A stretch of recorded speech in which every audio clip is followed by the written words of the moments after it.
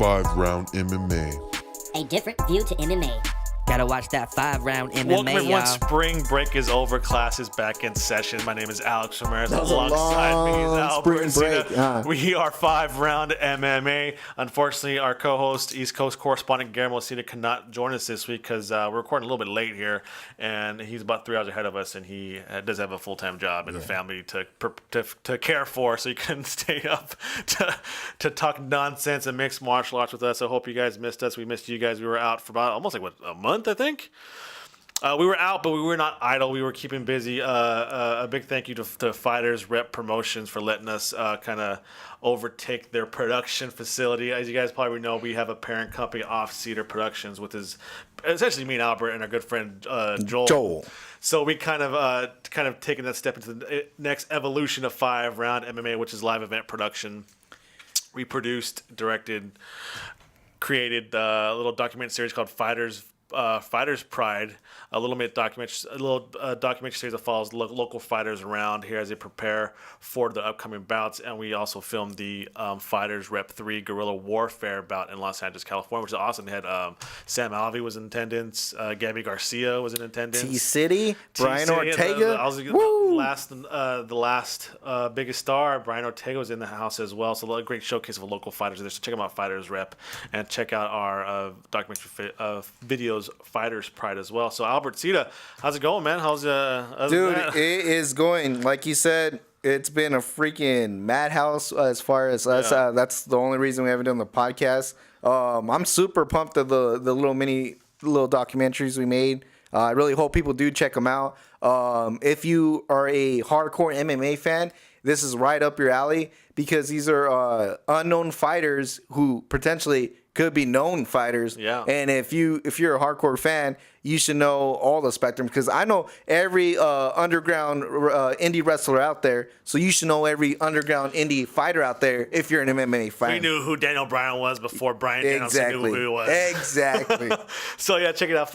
We have our latest episodes on our YouTube page, but also check them out, all 5 episodes, at the Fighters Rep pages. Fighters Rep, just Google it on YouTube. They're all on there. So let's get started with the round number 1. We're going to keep the relevant news. Bellator 198 took place this past Saturday. Main event was a continuation of the Heavyweight Grand Prix. Fedor Emelianenko knocks out Frank Mir in just over a minute, or about a minute, right? Around there. It was a short match. Yeah, I saw it on Instagram, so that's how I knew it was under a minute. So thoughts so far, we have one more fight left in the first round. It's King Mo versus Ryan Bader. Overall thoughts on the Heavyweight Grand Prix so far, Albert? Is it kind of living up to the wild expectations? I think when I first saw it, I was like, man, this is going to be a big old circus, but a very entertaining circus. Yeah. Just the fact that we have such a eclectic group of heavyweights. Good word. And I say that with quotes, heavyweights. But honestly, I think he has delivered. I think the Chael Sonnen and Rampage fight was entertaining. I thought this fight was entertaining. I can't wait for the future matchups. I want to see that King Mo Ryan Bader fight. I want to see the Fedor and Chael Sonnen fight. I'm pumped. I liked it. If Scott Coker does one thing right, is these damn Grand Prix. I tell you, Strikeforce Grand Prix, he awesome. Makes a circus. He makes a circus. Yeah, I think for me, it's going well so far, the Grand Prix, and the fact that all the matchups have taken place so far. Nobody's gotten hurt. Yeah, nobody's tested positive for anything. I think that's a better positive. We got one more left. It's Bader versus King Mo, and I think that they were pretty good so far. So obviously, Fedor Emelianenko knocks out Frank Mir. That sets up Chael Sonnen versus Fedor for the next one. What I'd ask you here, is that a pay-per-view worthy fight for Bellator? Do you think? I want to say. They try and stack that. I want to say yeah, but you have to stack it because I am so spoiled now that UFC can't even get my money unless they stack their card. Yeah. And that's 100. You'll find me at Buffalo Wild Wings if they don't stack that card because there is no way I'm personally ordering it unless it's stacked. Yeah. And knowing Bellator, they're going to, and I think they have to if they're gonna charge for pay-per-view. And I hope that they don't aim for that $60 mark because that ain't worth $60. I know, because I haven't been following up today, so I don't know what the plan is for Bellator. I don't know if they're going to do Fedor versus. It has to be pay-per-view, doesn't it? They try at least to do pay-per-view. You would think, but then again, it looks very sexy if you get a high ratings. I mean, Paramount Network. Yeah, especially now because you're in a new network, Paramount Network. You have something to show, and UFC's about to make a deal for their TV. Yeah. And it just looks so much sexier that you bring up those big numbers. I didn't think about that. I mean, that makes it. Maybe the bigger play is we'll get a lot of TV ratings. We'll stack this card on a Saturday when there's no UFC. Maybe get Rory McDonald's call. Maybe Benson Henderson on the card. Stack it. Yeah. Do a big rating, and then there you go. So we're comparable to the UFC guys. So yeah, I kind of feel like. But if it was pay-per-view, would you buy it? Again, Chael Sonnen versus Fedor? They would have to stack it, and the price point better be right. I'm not paying more than like $45. $35.99. Oh, 35. I'm on that. I'm on that with 35. $35.99. So I think it's the matchup that Bellator wanted. Now they got basically it's all in the hands of Chael Sonnen, so people get to see now what a great salesman he can be. Real quick before we have about 2 minutes left. Who is Dillon Danis, and why should I care about him? He is the jiu-jitsu trainer / coach of Conor McGregor, and that's all you need to know. Yeah, okay. And jiu-jitsu what, man? Yeah. Now, it's crazy because he started off with the submission, and I think there was like 4 submissions in a row after him. Yeah. It was a BJJ clinic Bellator. So I'm pretty sure all those BJJ heads out there, man, they had the biggest hard on ever because I mean they were doing the jiu-jitsu clinic out there. Even the Gracie guy, man. That guy, there's the guy that got trained by Machado. I mean, if you're a jiu-jitsu fan, Bellator said, "What's up?" Stacking it for you. Yeah, but so for Dillon Danis, is he a Gracie practitioner? Do you know what kind of jiu-jitsu he is? You don't hear one thing about Conor McGregor. You don't know about jiu-jitsu. Yeah. So who's the guy behind Conor McGregor's jiu-jitsu? All I know about him is that he did a bunch of BJJ tournaments. He was very successful in the BJJ realm. He has a ridiculous record. He does have a few losses on his record as far as jiu-jitsu tournaments. Yeah. But the guy has like every title you can want in jiu-jitsu. He's had big, high caliber jiu-jitsu matches with other high caliber jiu-jitsu matches. I mean, elite. Yeah, he has literally guy matches with elite people in BJJ. He has a good. I think his trash talking right now it's like a B minus. He can get an A. Is that Conor McGregor liked? The fact that he called out Ben Askren, you know his head's right. You calling out the right guy. Okay, so yeah, it's basically his smack talking to get him on the posters, right? Hey, he's teaching Conor jiu-jitsu. Conor's teaching him how to smack. Talk. That's it for round number 1. Good warm-up round to bring us back into the groove of things. We got the rest of the show coming up. We got Nick Newell getting a shot at the UFC. If it's the right shot, coming up next. Don't go anywhere. Welcome back. Time for round number 2. So Nick Newell, who was an inspiration to many fight fans and just sports fans in general, he was born with a congenital amputation, which I think his left hand is his left hand kind of stopped growing a little bit past the elbow. But despite that birth defect, he has compiled a 14-1 mixed martial art record, with its only loss coming to the beast of a man called Justin Gaethje, who said, "You know what? I'm not gonna show this guy mercy. I'm gonna go jab to the left hand side of his face." And so that's it. So after he came back out of retirement, he was victorious for the LFA, and there was kind of talk of him maybe getting a shot at the UFC. Even we talked about on this show, but it has come to fruition.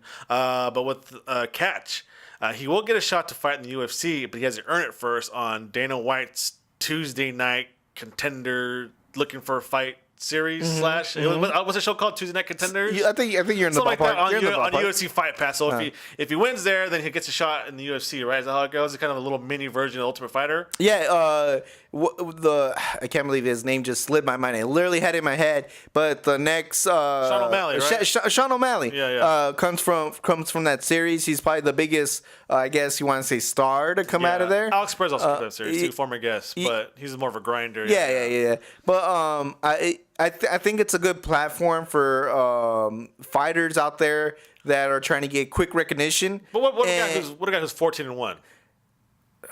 Nick Newell. That's the thing is he's a proven fighter. Yeah. But then again, we had this a couple podcasts back that if you look at his wins or his record, like, again, I'm not trying to shit on anybody in the MMA game because obviously you're tougher than me. Yeah. But what I'm trying to say is the names aren't sexy on this thing. The only one that was on there was Justin Gaethje, who put a beating on him. Yeah. And so with that said, That's why that was my whole bone about it. People trying to say give him a shot in UFC, and I was like, oh, you know what? If people honestly think that he deserves a title in UFC, I wanted him to fight Eddie Alvarez. Yeah. I wanted him to fight the lead. Give him Khabib right off the bat. Alain Quinta, Kevin Lee. Give him just the Sharks. If supposedly he really does deserve a spot in UFC, because if you belong in the UFC, you're amongst sharks. Yeah. All right. We're not. I mean, CM Punk is the only one that I guess has some sort of like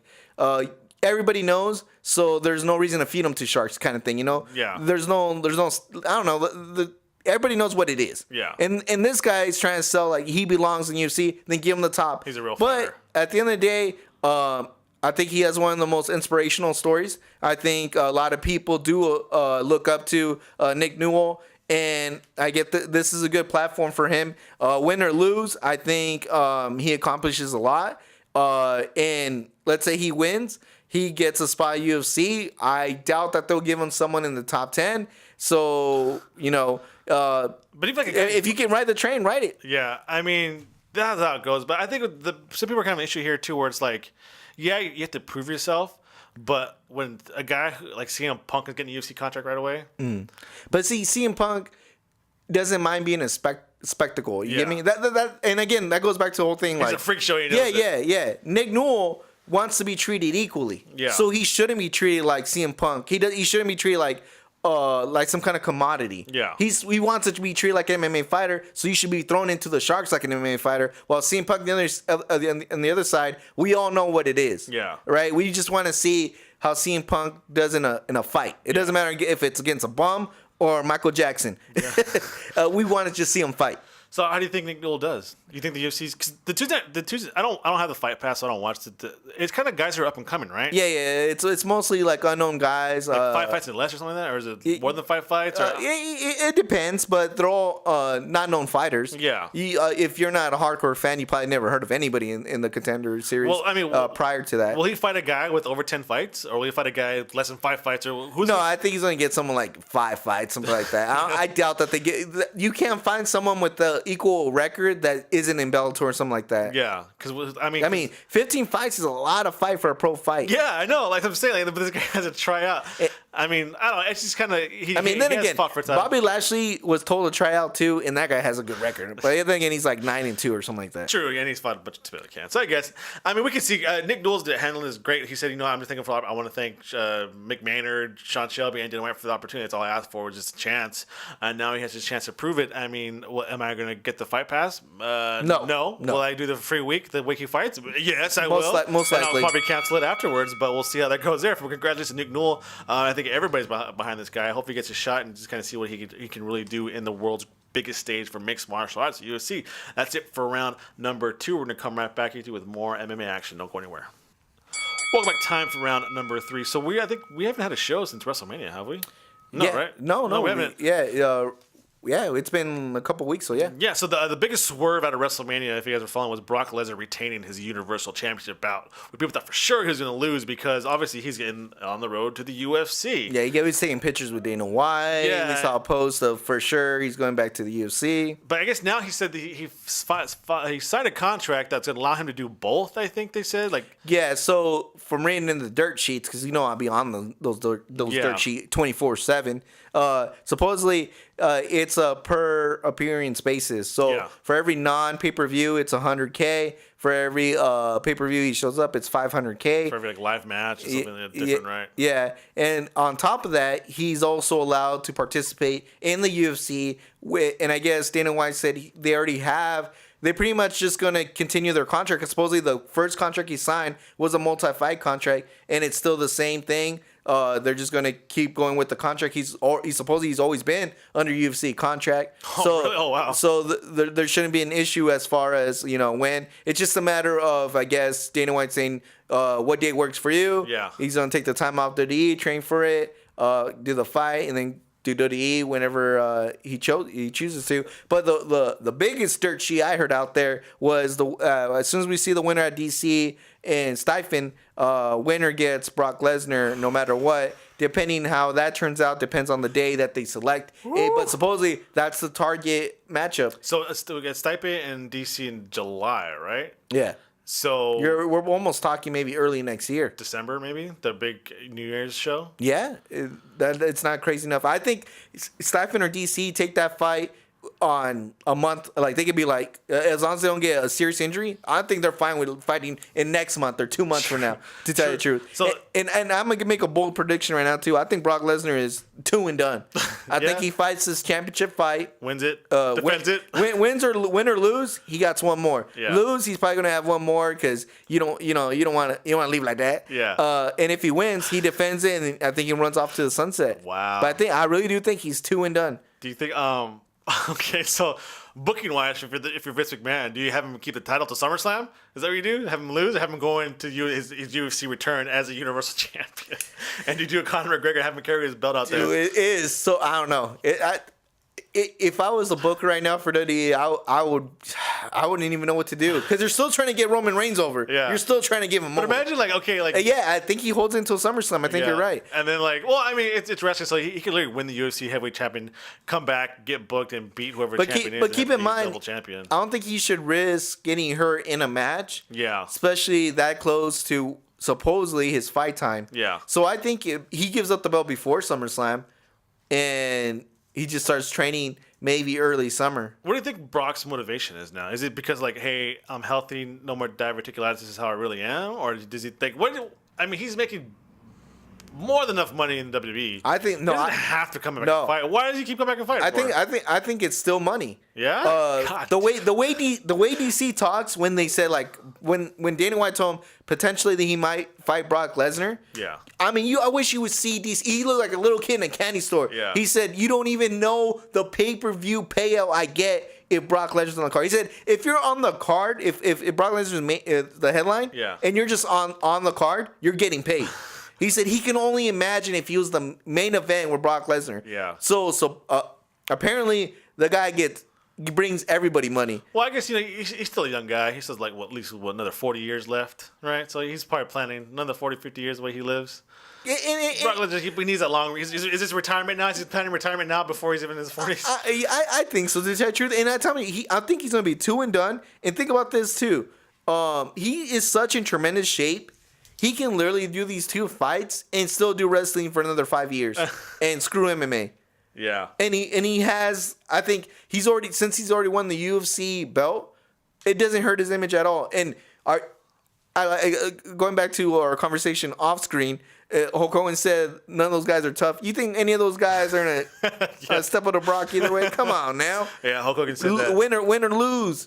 Ain't no one gonna step to Brock Lesnar in the back. If you guys watched that Andre the Giant documentary on HBO, Hogan had a little quick saying that professional wrestling is not filled with tough guys; they're filled with entertainers, which is kind of true. I mean, the bodybuilders in there, Let's go. But don't disrespect to Kurt Angle. No, but that's Hogan's words, not mine. Yeah, Hogan said, "Quote Hogan." Hulk Hogan. That's it for round number 3. We're going to take a small break and come back and enter the championship rounds. But before we do that, I want to give a shout out to all of our sponsors. And without them, the show's impossible. Start off with Mobilitas mobility tools, durable, portable, myofascial release products to recover, get that deep muscle massages. They got a foam roller, they got the peanut, the little tennis ball that kind of get your back going. It's great products. If you work out, if you want to work out, you need to recover, get those muscles loose and tender so the next workout is even better. Mobilitas mobility tools. And do us a favor, use promo code 5ROUNDMMA. It's the number 5ROUNDMMA to get 20% off your order. That's promo code 5ROUNDMMA for 20% off your order. Mobilitas mobility tools. And a big thank you to FightBookMMA.com. They've been great partners, great friends of ours for a very long time. Bookmark it for true combat sports news. They don't post it unless it's accurate, 100%. No rumors, speculation there. Nothing but fact at FightBookMMA.com. Also 5 Rounds clothing line, girl gang wraps, hand wraps. A big thank you to all of them. Diazine, supplements as well. All of them. Big thank you to all of them. Championship rounds coming next. Don't go anywhere. Welcome back to the 4th round here in our return show. News and notes here. So, Nick Diaz, can he fight now? Did he get a Canelo Alvarez retroactive to a suspension? Yeah. He took a lesser deal, right? So now he can technically fight retroactive to like April of like last year. Or yeah. like So he's back in the game now. Rumors of him maybe fighting Michael Bisping. And I think the rumor mill is getting hotter and hotter because all you hear about is Nick sign, Nick talked to Dana. Yeah. Bisping's going on his podcast calling out Nick Diaz. And in a strange event, he called him out at 195. The weight class? Yeah, he said we can meet in a catch weight of 195. When is Nick ever fought at 195? That's what I said. I was like, even let's say the guy's not in best shape. Yeah. I have never seen him fight past 185. Yeah. So why would they even say 195? And to tell you the truth, if I was in Diaz, I'll tell you, dude, shut up. Meet me at 185, you fool. I think Michael Bisping just doesn't want to cut that weight, but make him cut. We gotta get our good friend Jason Hendricks of the Dos Browns podcast on here to talk about, because he's like the biggest Diaz brothers fans I know, fan of them. So he probably knows what's going on with Nick and all that stuff. So let's check him out, the Dos Browns podcast. We get Jason on here to talk about, set this record straight about Nick Diaz's return, but also what else you want to talk about? Supposedly Conor McGregor. Yep, Conor McGregor. Dana White said that they're going to wait for the legal process to take place before they decide to do anything with Conor McGregor. I honestly think it's just them playing face. Yeah. I think the plan's already set. I think the plans are already in motion, and it's just a matter of getting that slap on the wrist. I doubt that Conor's community service. Yeah, I doubt Conor's gonna do any time. I think he's gonna settle some lawsuits outside of court, some settlements out there, and that's about it. But I think they're foolish I think it's foolish to not have a plan when your biggest star is on the brink of coming back. Yeah, I think, like you said, the slap on the wrist, whatever he gets, and then I'm pretty sure Michael Chiesa got a pretty good paycheck. Yeah, I think Borg gets a good check. Yeah. Michael Chiesa gets a good check. I think even Rose gets a decent check out of it. That's interesting. Yeah, I mean, what are you gonna do? I think, like I said, he'll be suspended retroactive to the end of the year, like Canelo Alvarez. Well, you'll be just back in time for your fight in September. Conor will be suspended, but then also it's a short enough suspension where he'll be just back in time to fight Khabib somewhere in Vegas. Speaking of that, they supposedly TMZ asked Dana White if Khabib versus Conor McGregor were to happen, would it be in Russia? He should have said no. That fight needs to happen in Vegas because, it's Vegas.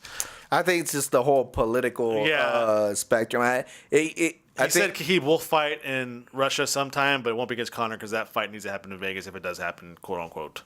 Nah, I think it's another smoke screen. Yeah. I think it's another smoke screen right there. But hey, Vegas is close to us, so I'm all for the Vegas bout. It's because the FBI's hard now. That's why. You can't want to mention Russia if you're a billionaire. Exactly. And from last I checked, Dana White's pretty close up to that billionaire club, so he can't mention. I think he's there. Yeah. What else do you want to talk about? Real quick, for all you boxing nerds out there, because I know there's so many of you little boxing nerds out there. Big fights. Danny Jacobs put on a clinic this past weekend. Danny Jacobs is best known for facing Triple G, and a lot of people thought he beat Triple G. With this win, and Canelo unsecure about the next bout, even though they said that it's going to go down again and whatever. I think Danny Jacobs is next in line to get the winner of Canelo and Triple G. Yeah. I'm pretty pumped over that. If you do not know anything about Danny Jacobs, you should go look him up. The guy had surgery on his back. The doctor said that supposedly not only was he not going to be able to box anymore, he might not even be able to walk anymore. Whoa. And not only was he able to walk, he became a better boxer after the surgery. He's an inspirational story. You guys should really check it out. Didn't they make a movie about them? I don't think so. Oh, if they did, I haven't seen it. And then, of course, Adrian Broner fought for a draw against Jesse Vargas. If you don't know AB, he was supposed to be the next Mayweather. Mayweather took him under his wing and like something out of a Greek story. Broner broke away. Mayweather talked smack. Someone stabbed someone in the back. I don't know who threw the knife. And now AB's by himself, and he's trying to take Mayweather's next prodigy, Little Tank. I can't think of his real name right now, but yeah. So there's right now, if you're a boxing fan, right now it's the time. Sounds pretty a lot of drama. Yeah. You're drooling over the matchups that's going on right now, and the Chalo brothers are out there too. If they're the equivalent to the Diaz brothers in MMA, so there's plenty of good boxing going out there. That Boxing Minute was brought to you by Albert Sita here and his Corgi Foundation. That's it for round number 4. We got one more round coming up next. Do not go anywhere.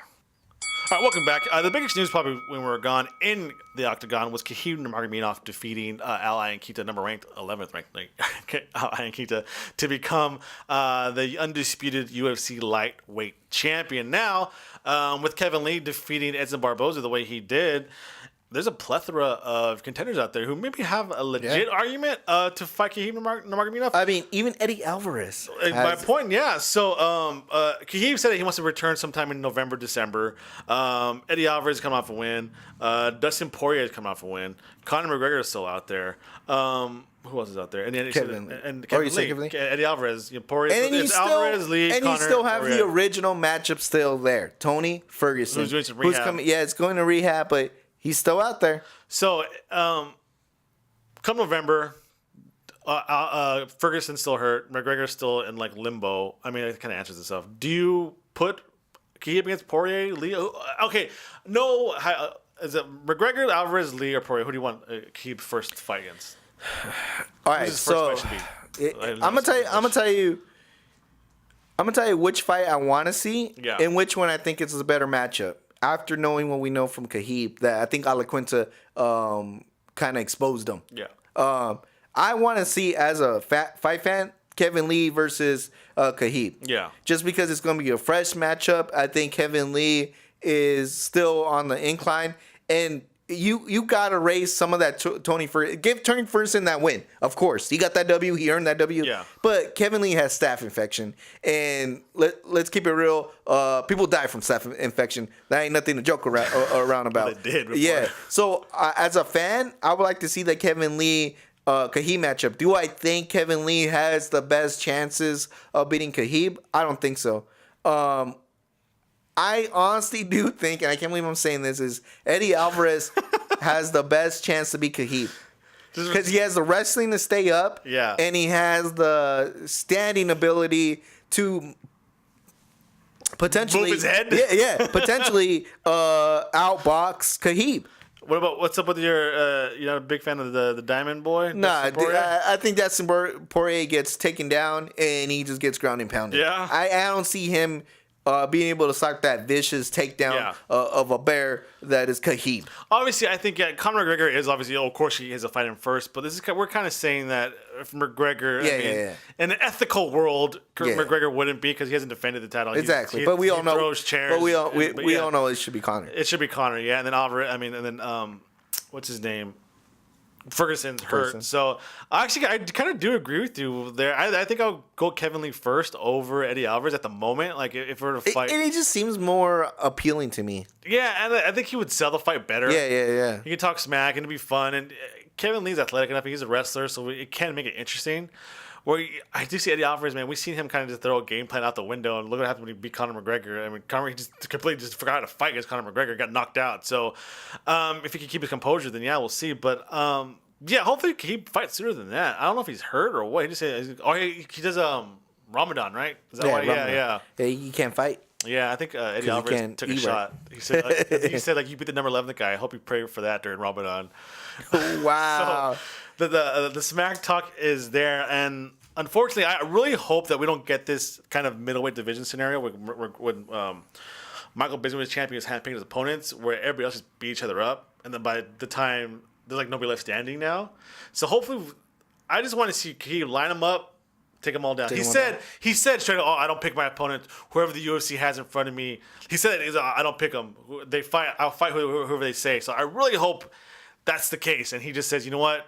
Give me whoever, and then we get the true, because the divisions are good right now. It's always been good, but it's especially good right now. Oh yeah, it's very deep. And for all you Iaquinta haters out there, first of all, before I go on my rant, I am not an Iaquinta fan. Never was, never been. I don't think I ever will be. But you gotta respect. I mean, I think Alaquinta did a good job against Khabib. I think he exposed Khabib. I think if he had just a little bit more in the tank, he could have beat Khabib. Yeah. I don't know if that had to do with training or maybe if he had he knew the game plan ahead of time. Yeah. But to tell the truth, I think Alaquinta did an awesome job against Khabib. Yeah. And I've been reading a lot of haters out there saying that Khabib crushed him. I don't know about that, crushed him, bro. But I think Alaquinta really did expose him, and I think Alaquinta was in there. I had Alaquinta winning the first 2 rounds. Yeah, I just blame Matt Serra for that. Oh, you always blame Serra Jiu-Jitsu. Matt Serra Jiu-Jitsu can't with that. No. And the fact that he's from Jersey. Exactly. You lose points automatically. Even though the Jersey Shore is back, you catching episodes of those? No, I haven't seen any of them, but I've been reading some drama about Ronnie and his baby's mama on TMZ. Ooh. I heard there's a tape out there, right? I heard there's tape and live video. And we'll let you know next week. That's it for this week's show. It's good to be back. Hopefully next week we can get Guillermo back on here. Until then, keep up to date with 5RoundMMA. We're always active on social media. Like us on Facebook. Subscribe to us on Podomatic, Apple Podcasts, and YouTube. Like I said, like us on Facebook. Follow us on Instagram and Twitter at 5RoundMMA. It's FIVE-RoundMMA. Give us a follow, comment. We'll always be sure to respond back. Again, check out those Fighters Pride videos and check out Fighters Rep, their YouTube page for all of our work there for our production company, Off Cedar Productions. If you need something filmed, fight, wedding, concert, hit us up. Until then, see you guys next week. What do you got? I just want to say, since my Dodgers are struggling right now, LAFC, baby. Woo! That's soccer? Yeah, it's soccer. Thanks for tuning in